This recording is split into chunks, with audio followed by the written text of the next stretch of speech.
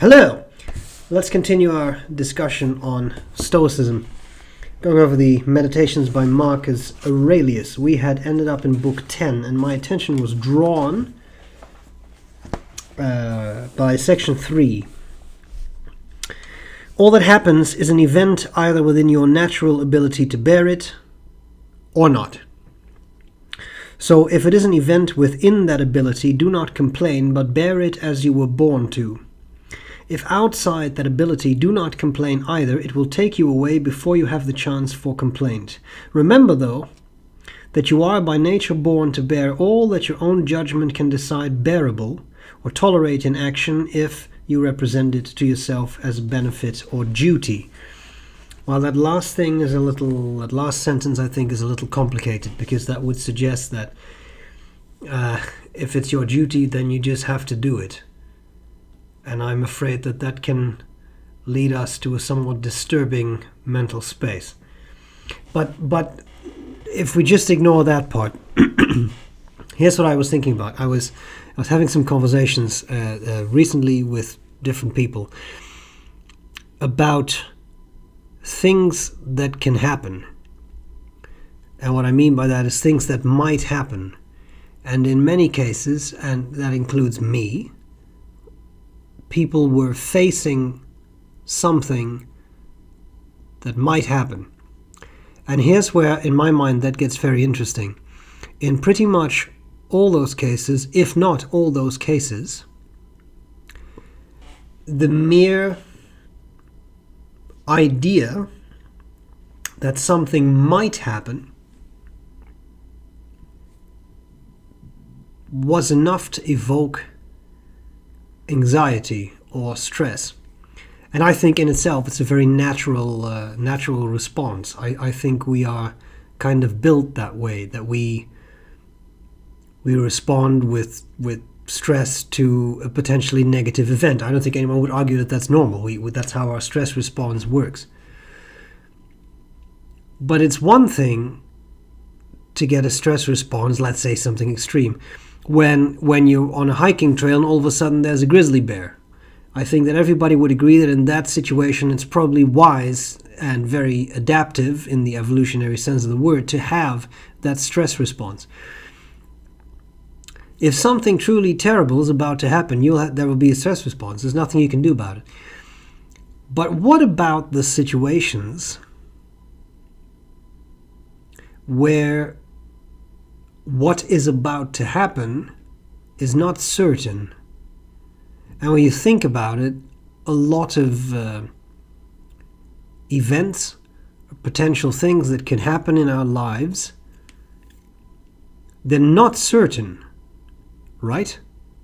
They might happen. But then they might also not happen. And what I find myself doing, and I'm sure that other people do this too, is that we respond with something that might potentially happen and be negative or stressful with a tremendous response of stress. I don't mean debilitating stress necessarily, but that sort of gnawing feeling in the back of your head of feeling a little off, feeling unpleasant. And that's interesting because I am reminded of our great Dutch poet Nicolaas Beets. Men lijdt dikwijls het beest door het lijden dat men vreest. In other words, often we suffer most not because of the actual thing that makes us suffer, but our anticipation, our fear of that thing happening. And I think that is incredibly appropriate when it comes to Stoicism. We fear not the event, but what may happen. And remember, you can't necessarily control the outcome of an event, but you can control your thoughts. And if you are able to apply Stoic principles, as we've talked about many times, but here's the brief rundown.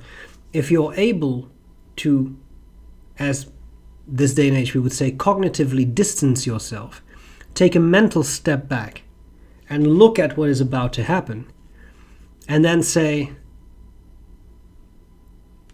but I don't actually even know if it's going to happen, then wouldn't it be wiser and better for your sanity to say, maybe instead of being stressed, anxious, angry, whatever may be the case, whatever type of situation you are anticipating, whatever that would evoke, instead of that saying, I suppose I'll have to wait and see. This is another one of those things that's easier said than done, but you can practice with it. And I found that one of the most helpful things to take away from Stoic thinking. Let's first see, and then there are facts, and then we can deal with those facts. We can deal with the situation as best as we can. But by anticipating the worst, well, that might be a problem. Now, of course, previously I've also said anticipating the worst, premeditatio malorum in Latin, expecting the worst can be a good thing, because then whatever happens has to be better than the worst thing. But let's not conflate these two concepts. Being afraid of something that may happen but has not yet happened, I think, is a bit of a waste of time.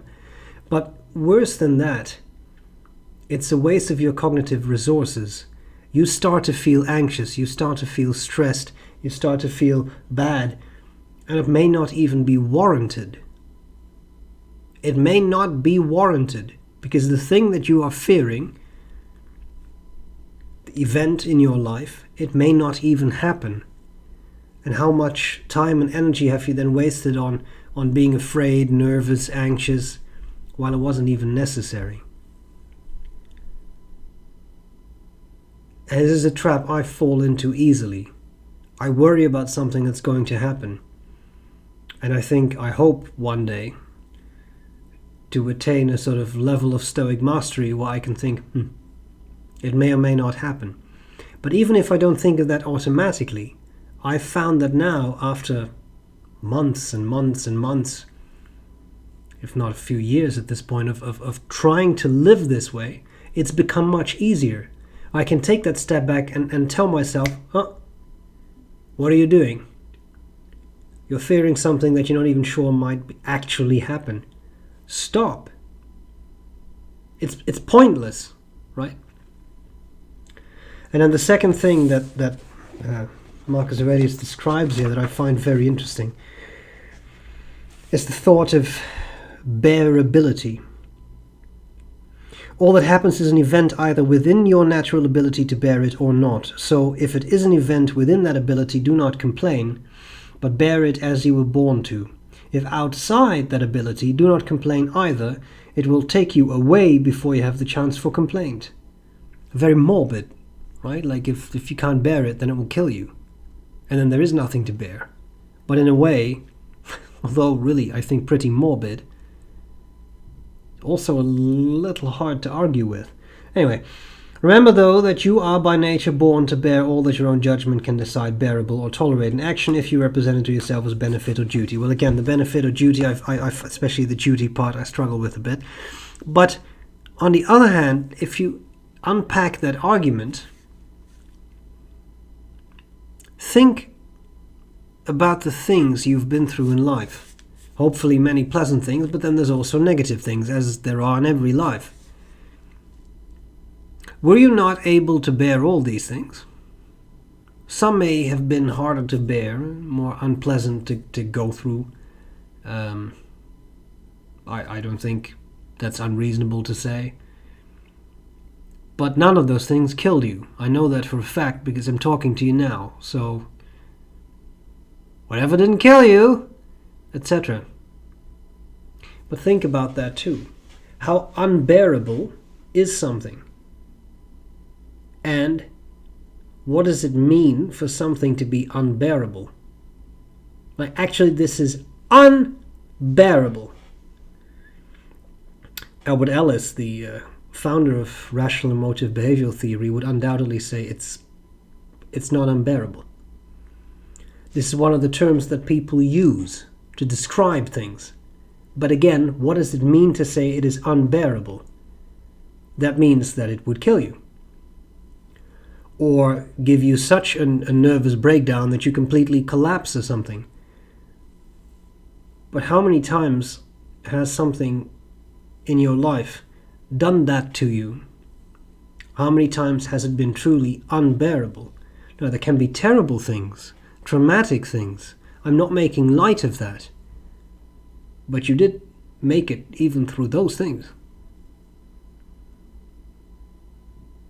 So I think what we should not forget when we are dealing with these kinds of anticipatory stresses or being afraid of something that might happen, let's also not forget how resilient we are, how much we have already been through. And then try to remember that for future reference, that we can handle quite a lot. And of course there are extreme situations, and in extreme situations a lot of these things break down because they're extreme situations. And yet, you understand what I mean. My main application for Stoicism is in the real everyday life events that we all struggle with. Anyway, those are my thoughts for the week. I hope they're useful. Let me know what you think, if you think that this might be a good way to deal with anticipating things that may or may not happen. And that's it. I'll see you again next week for more talk about Stoicism. Bye!